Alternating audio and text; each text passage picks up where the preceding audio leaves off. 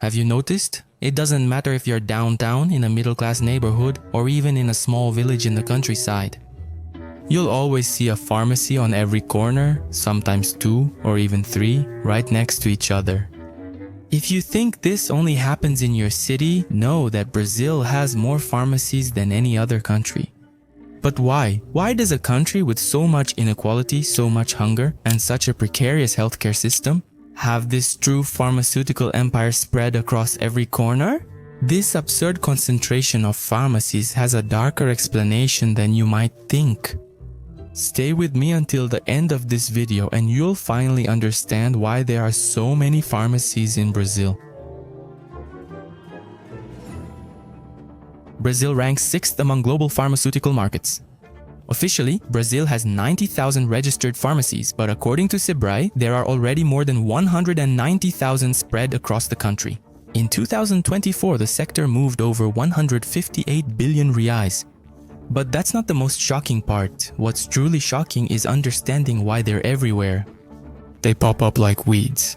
There is no law, and I really don't think there should be, about whether it's legitimate or not to open a pharmacy on every corner or side by side. But are there really that many people needing medicine, or have pharmacies figured out how to profit from something more powerful than illness?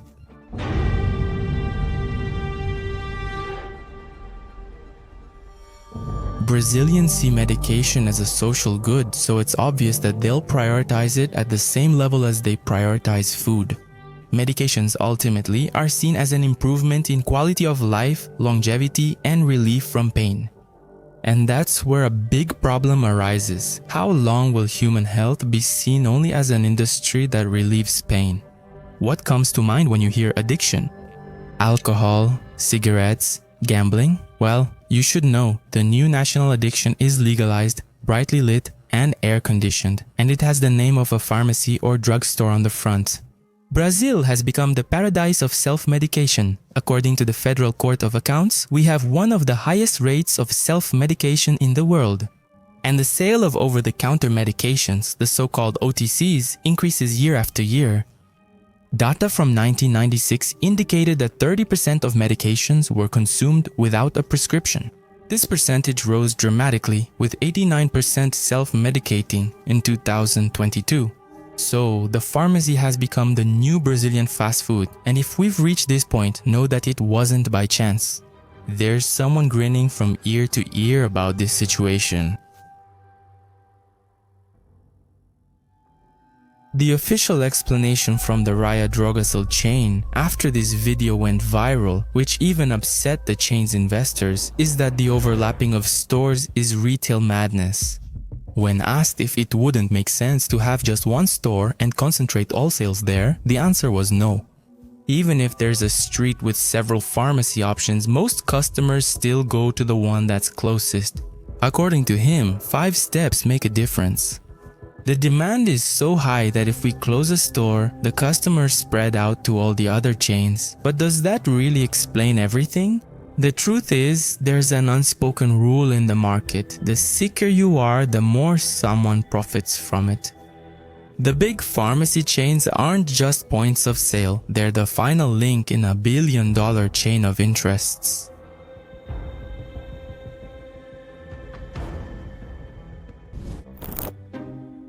Many pharmacies receive direct incentives from the pharmaceutical industry to promote certain medications. That's right. The clerk who recommends that medicine you didn't even know existed might actually be earning a commission. And even worse, he's trained to convince you to buy the product. This obviously creates a very serious ethical conflict. The customer's health is no longer the priority. What matters is meeting the sales target. Medicine becomes a commodity, and the body becomes a market. And the pharmacy counter, which should be a place of care, becomes an aggressive sales point disguised as a welcoming space. You've probably been to the pharmacy, heard "tell me your cadastro de pessoas físicas" and thought you were saving money. But believe me, that discount was never real. They show you a price that's way up there, overpriced, and say that with your cadastro de pessoas físicas, it gets cheaper. When, in reality, the price shown on the shelf was purposely inflated. Knowing that most people will give their cadastro de pessoas físicas, it's a discount, or rather it's just a discount. Journalist Amanda Rossi investigated and discovered that the price without a cadastro de pesos físicas was only there to get you to register. When you provide your document, you pay a high price meant to make you give your cadastro de pesos físicas. For example, 31 Rs becomes 8 Rs and 50 cents for nimesulide. And all your personal information that you provided is combined with that of more than 48 million Brazilians in a database that keeps up to 15 years of your purchase history. And then comes the scam. These big chains like Raya Drogasil create detailed health profiles. Who buys birth control? Who buys pregnancy tests? Who buys tranquilizers? Who buys tadalafil? They use this data for what's called retail media. They sell this segmentation to digital advertisers who target ads to you on YouTube, Instagram, and even through your email. The National Data Protection Authority has already classified the discounts linked to your taxpayer identification as potentially fictitious. They opened cases against these major chains over the issue, and the Minas Gerais Consumer Protection Agency took action. It fined Raya Drogasil 8.5 million reais for abusing the consumer's good faith.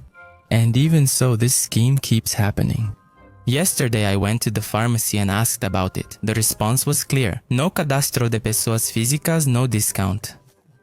But that's just one of the layers. Now comes one of the most delicate parts of the story, the dark side of money.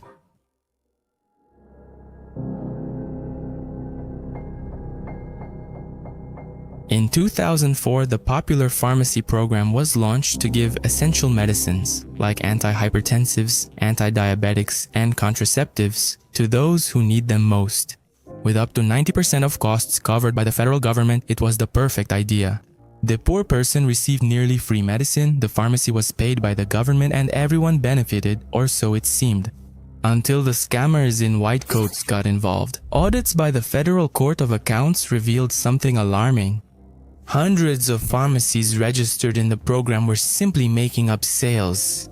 That's right, they would log in the system that they delivered medicine to you, your grandmother, or even someone already deceased. The sale was recorded, the system accepted it, and the government, using your money, reimbursed the pharmacy. No invoice checks, no inventory control, no real verification. This scam, known as a phantom sale, was identified in dozens of cities. The Federal Court of Accounts ordered 59 pharmacies to return over 15.5 billion reais to the treasury. And it also opened another 313 cases for similar suspicions, involving an amount of 116 billion in questionable reimbursements. Over the years, what was once a social plan to save lives turned into a system for draining your taxes with the pharmacy's seal. The elite group of the federal police carried out the search and seizure warrants. The house in a gated Brasilia community was among the targets. It is said to belong to the man seen as the organization's leader. Several luxury cars and a lot of money were found. Approximately 217,000 reais. The question is, if these pharmacies can even forge medicine for the poorest just to get government money. Oops, I mean our money, what else are they capable of? Well, up to this point you've understood the basics, but there's a part of this system that's quieter, dirtier, and harder to track. And, for sure, at some point in your life you've suspected it, money laundering. Why do so many pharmacies suddenly appear in neighborhoods where the revenue doesn't justify it? Why do some stay open for hours without customers, running air conditioning and keeping employees idle? It's not a conspiracy theory, my friend. It's a classic pattern of hiding illicit capital.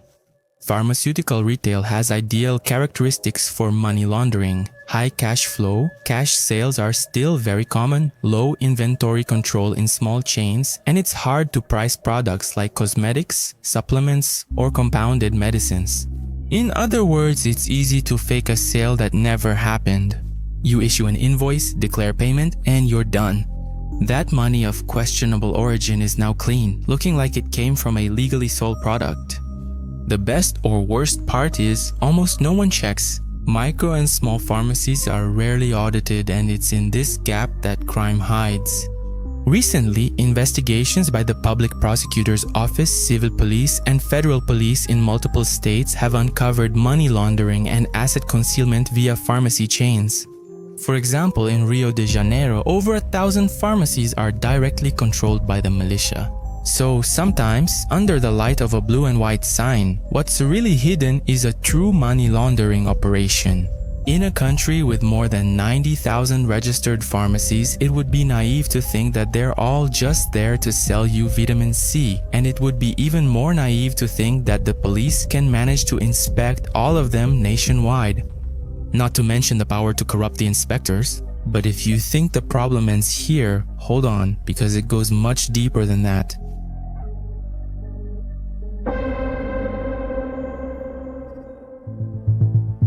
Public health laws are made to protect the population, right? My friend, don't be so naive. If you think that, you haven't seen the pharmaceutical lobby's power in Brazil yet. Behind the scenes in Brasilia, big chains and laboratories spend millions a year on political maneuvering to protect their interests. And here's the thing. For them, it doesn't matter what the political spectrum is. Both the right and the left are targets of corruption. Oops, again, of lobbying. In the 2018 elections, 13 million reais from the pharmaceutical industry were poured in to finance 356 candidates. Out of curiosity, here's the top 10 candidates who got the most money.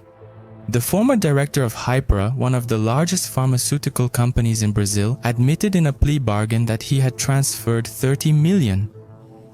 I said 30 million reais were paid between 2011 and 2015 to top Brazilian Democratic Movement politicians like former federal deputy Eduardo Cunha. In exchange for the millions, the lawmakers would pull some strings in Congress to approve measures favorable to the company, such as allowing the sale of over-the-counter medications in supermarkets. And to no one's surprise, that's exactly what happened. The plan worked and was approved by the chamber in 2012, but it ended up being vetoed by Dilma at the time. So, don't fool yourself. The power of this industry to corrupt anyone is brutal, as Dr. Peter said in my video about Pfizer, where he compares this industry to the mafia. But those who think only the higher-ups profit are mistaken. There is a final link in this chain which may be the cruelest of all.